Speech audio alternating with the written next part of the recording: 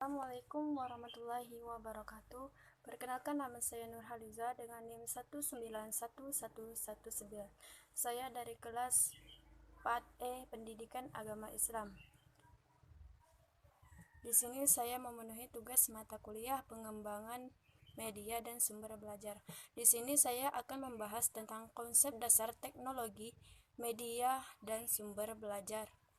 Di mana teknologi secara etimologis, teknologi berasal dari bahasa Yunani, yaitu tekne, yang berarti seni, kerajinan, atau keterampilan, dan logia, yang berarti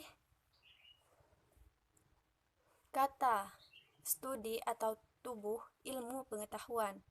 Secara terminologis, teknologi merupakan pengetahuan tentang membuat sesuatu. Selanjutnya yaitu teknologi pembelajaran. Merupakan teknologi apa saja yang digunakan oleh pendidik dalam mendukung aktivitas proses pembelajaran. Selanjutnya yaitu media, yang dimana media ini adalah pesan atau informasi yang disampaikan melalui hardware. Penggunaan media belajar mempunyai fungsi tersendiri sebagai alat bantu untuk mewujudkan situasi belajar mengajar yang efektif. 6 kategori dasar media. Yang pertama, teks, kedua, audio, ketiga, visual, keempat, video, kelima, perekayasa atau benda-benda, dan keenam, orang. Format media. Format media merupakan bentuk fisik yang di dalamnya pesan disertakan oleh tampilkan. Format media antara lain yang pertama, papan tulis. Papan tulis ini visual dan teks. Yang selanjutnya itu slide PowerPoint. Di isinya teks dan visual. Compact disc atau CD. Di dalamnya suara dan musik. DVD yaitu video, multimedia, komputer yaitu audio, teks, dan video. Selanjutnya yaitu sumber belajar, yang dimana sumber belajar adalah segala sumber baik itu berupa daya, data, orang, lingkungan, dan wujud tertentu yang digunakan untuk mendukung proses terjadinya belajar mengajar yang lebih efektif dan efisien, dengan tujuan mempermudah peserta didik dalam mencapai tujuan belajar mengajar yang dicapainya. Selanjutnya, fungsi sumber belajar. Yang pertama, meningkatkan produktif pembelajaran dengan jalan mempercepat laju belajar dan membantu guru untuk menggunakan waktu secara lebih baik, mengurangi beban guru dalam menyajikan informasi sehingga dapat lebih banyak membina dan mengembangkan gairah. Yang kedua yaitu memberikan kemungkinan pembelajaran yang sifatnya lebih individual dengan cara mengurangi kontrol guru yang kaku berkembang sesuai dengan kemampuannya. Yang ketiga, memberikan dasar yang lebih ilmiah terhadap pembelajaran dengan cara perancangan program pembelajaran yang lebih sistematis, pengembangan bahan pengajaran yang dilandasi oleh penelitian.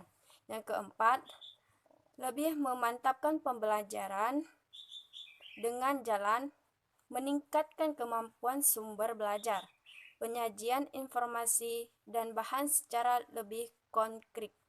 Yang kelima, memungkinkan belajar secara seketika, yaitu mengurangi kesenjangan antara pembelajar yang bersifat verbal dan abstrak dengan realitas yang sifatnya konkret, memberikan pengetahuan yang sifatnya langsung. Selanjutnya, pemilihan format media.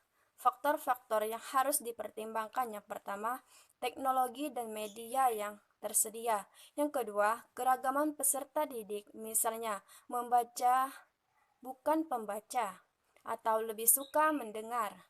Yang ketiga, tujuan yang harus dicapai, sifatnya banyaknya tujuan, misalnya kognitif, efektif, dan kemampuan motorik. Yang keempat, keadaan pengajar, misalnya kelompok besar, kelompok kecil, atau pengajaran mandiri. Yang kelima yaitu kemampuan menyajikan dari tiap-tiap format media visual. Misalnya visual, diam, visual bergerak, dan lain sebagainya. Selanjutnya yaitu pengajaran dan belajar, di mana bahan-bahan pengajaran merupakan benda-benda spesifik yang digunakan dalam sebuah pelajaran yang mempengaruhi kegiatan belajar siswa. Misalnya, materi penjumlahan sederhana pada tingkat SD. Selanjutnya yaitu pengajaran dan belajar. Kegiatan pembelajaran saat ini kecenderungan peralihan dari fokus pada pengajaran ke penekanan pada belajar. Guru yang menggunakan teknologi dan media dalam ruang kelas ke siswa yang menggunakan teknologi dan media kapan saja dan di mana saja. Prinsip-prinsip pengajaran yang efektif. Yang pertama, menakar pengetahuan sebelumnya yang dimiliki siswa, pengetahuan awal termasuk pengetahuan dan keterampilan prasyarat. Yang kedua, mempertimbangkan perbedaan individual. Yang ketiga, menyatakan tujuan. Tujuan harus terperinci sesuai dengan hasil atau standar yang diharapkan.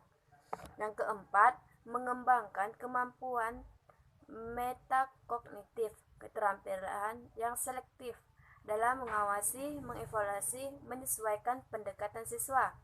Yang kelima, menyediakan interaksi sosial. Yang keenam, memasukkan konteks realistik.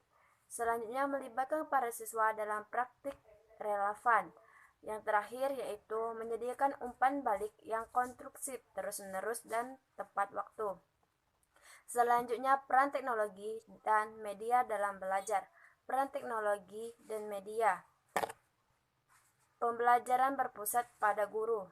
Teknologi dan media digunakan untuk mendukung penyajian pengajaran.